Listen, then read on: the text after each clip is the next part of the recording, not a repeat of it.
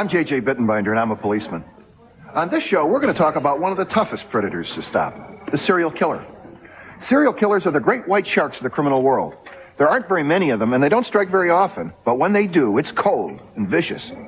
Coming up, we'll take a hard look at serial killers and what you can do to avoid them and other sexual predators. There have been a lot of movies about serial killers. Silence of the Lambs, Basic Instinct, Natural-Born Killers. But most don't get it right. Serial killers are not cool or sexy, and they're certainly not heroes. There's nothing charming about a Ted Bundy when you know the perverted things he did.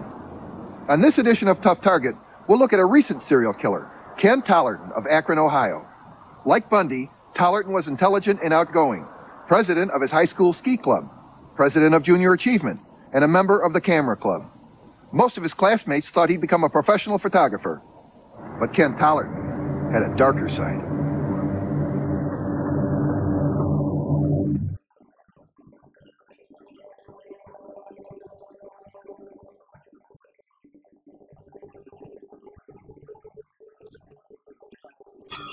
Alex, give me the gun. I told you, never point a gun at anybody. Sorry, Dad. It's okay, son.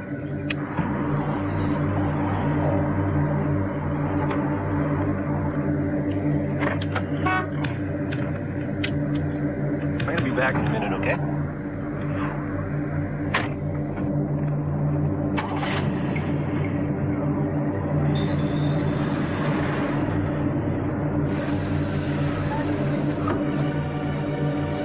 Tire's flat. Roll down your window. Go back to it. I just wanted to let you know your tire's a little flat. You're gonna ruin the rim if you keep driving on it. This one. All right, we're going for a little ride. Hey, let's go. Drive the car. Come on, let's go. Police! Police! Stop the car! Stop the car! Lady, get out of the car now! I'll shoot! Drop it!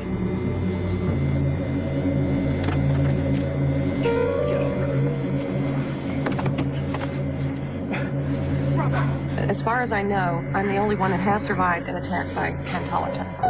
He was sentenced to 2 to 15 years for kidnapping and 2 to 15 years for felonious assault. 2 months later, however, I received a call from a local probation officer who told me that he was being released on shock probation, which is offered to first-time offenders. She's dead. No, I can get her going. When that happens, just try opening up the secondary right there. Yeah, open her up. Remember that Lisa woman I was telling you about? Yeah? Got a date with her Friday night. Oh, yeah? Yeah. You want to bring a girl? Double date? No, I don't date. At least not in public. I can't really operate unless I get them alone, you know, away from people. Out in the middle of nowhere. Whatever.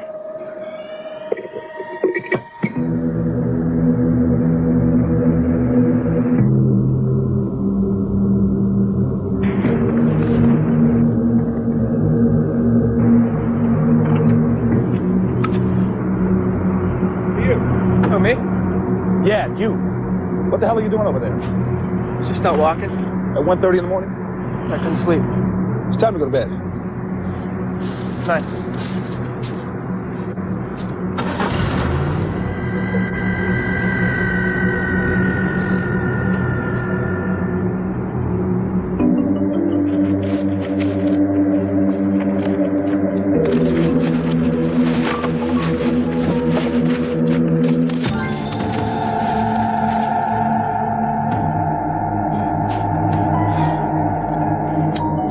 Dispatch put out an all-points bulletin on Colorado license plate 542UL7, last seen headed north on Deerfield Road.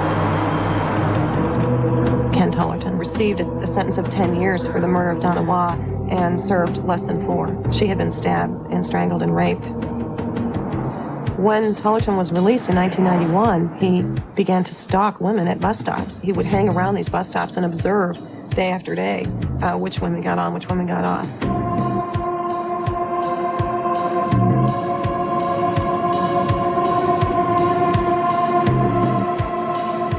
How you doing? Hi. What's your name? Sissy, are you headed in town? Could be. Why don't you get in? Thanks. When Sissy Foster's body was found, there were no fingerprints, no tire tracks, no witnesses. But there was a trace of someone else's DNA. An Arapahoe County investigator made the connection. He remembered Donna Waugh from 1980, and he found Sissy's killing oddly similar. So he ordered a DNA comparison. Fortunately, Colorado keeps DNA records on all convicted sex offenders. When the DNA results came back, it was a match. Tollerton pled guilty and was sentenced to life in prison without parole. Today, he's still a suspect in dozens of unsolved killings across the country. When we come back, we'll look at how you can keep safe from sexual predators like Ken Tollerton. Over the past 20 years, the FBI has spent a lot of time studying serial killers. They've interviewed hundreds of them, from John Wayne Gacy to Ted Bundy to Jeffrey Dahmer. They found that most serial killers are just like Ken Tollerton, white males in their 20s or 30s. They're often normal looking and come from middle-class homes. Most of them are loners. Actually, your chances of meeting one of these guys are pretty slim. The FBI figures there's only about 30 of them loose in the country at any one time. But the things you do to avoid them will also help protect you against more common sexual predators. Let's look at what happened to Janelle in the parking lot. When Tollerton approached, she kept her doors locked and rolled down her window just a crack. Nothing's going to get into her car. But then she opened the door to look at her tire. That wasn't smart. Stay inside your car with the doors locked and the windows up.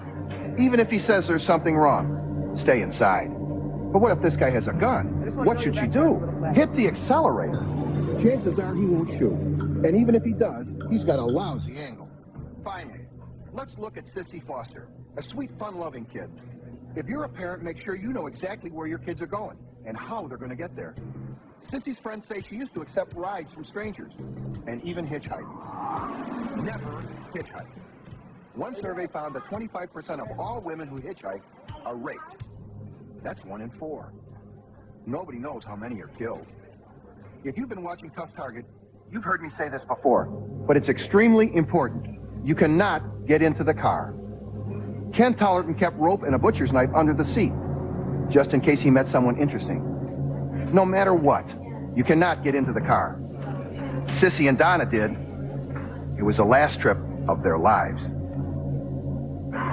Next, women who are learning how to fight back and win.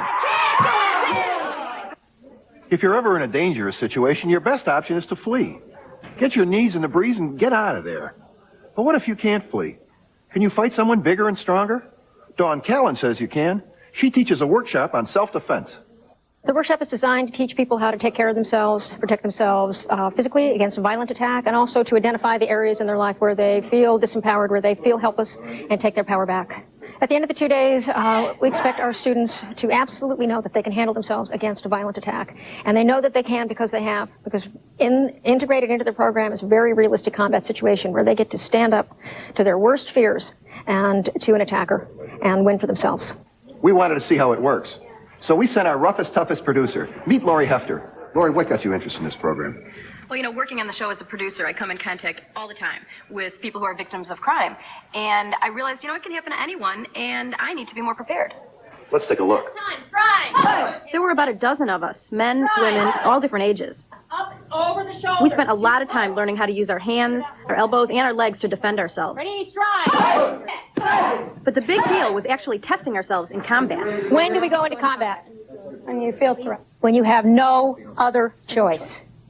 If you go into combat, you go in 100% fully committed. The attackers were 3 very big guys, and they were padded all over. It was their job to pick the fight. But then as soon as they put their helmets on, it was our job to do anything we could to avoid being their victims. Use your hands. Now use your hands. One of the rounds of combat was an unprovoked attack, and no holds were barred.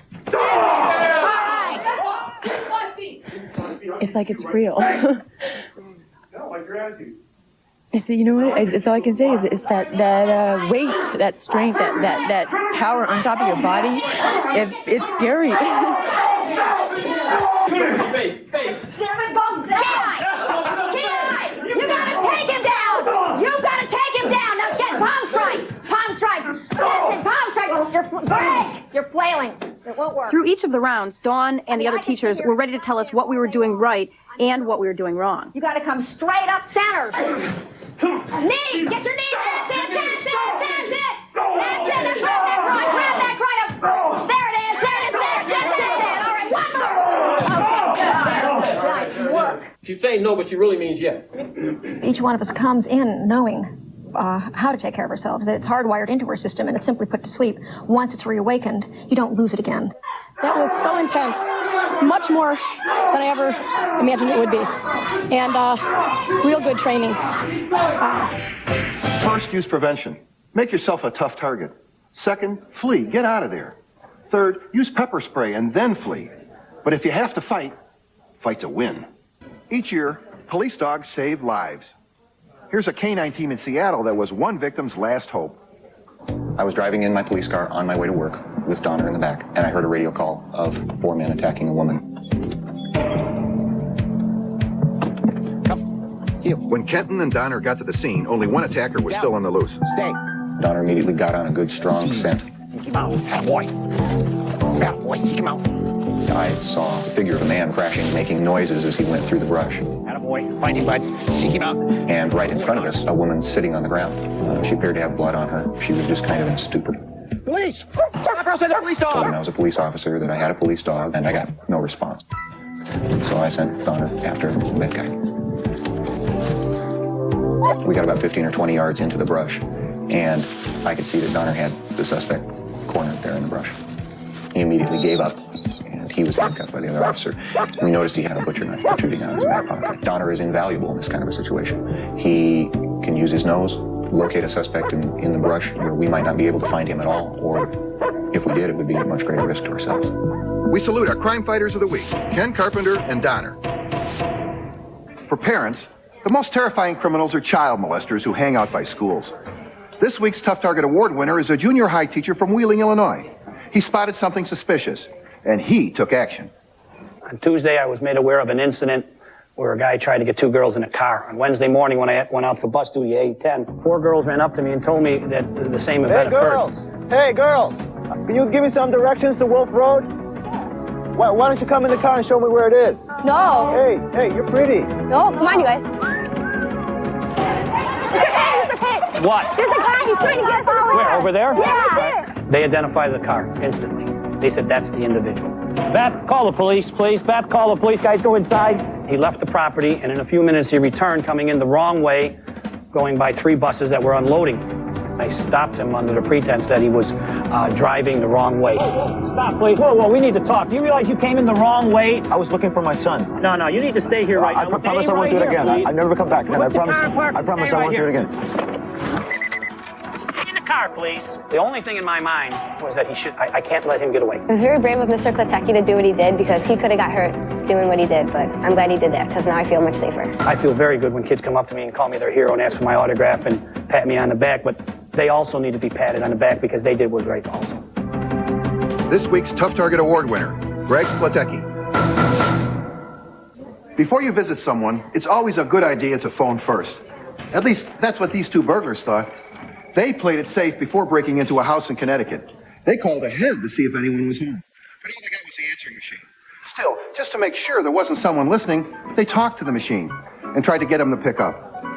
After burglarizing the house, they carefully erased the answering machine. Pretty smart, huh? But what they didn't realize was that the victim's phone had caller ID and had captured their number. Well, guess what else got captured that day? This week's America's Most Stupid, Gregory Alves and Gary Ingham, who never should have phoned from home. Coming up, my comments on a national system to identify sex offenders. As you saw earlier, serial killer Ken Tollerton was put away because of a DNA match. Fortunately, Tollerton had served time in Colorado, where all sex offenders are required to submit DNA samples before they're paroled. DNA is the unique genetic code that makes you, you. It's in every cell in your body. In Tollerton's case, only 1 in 18 million white males had similar DNA.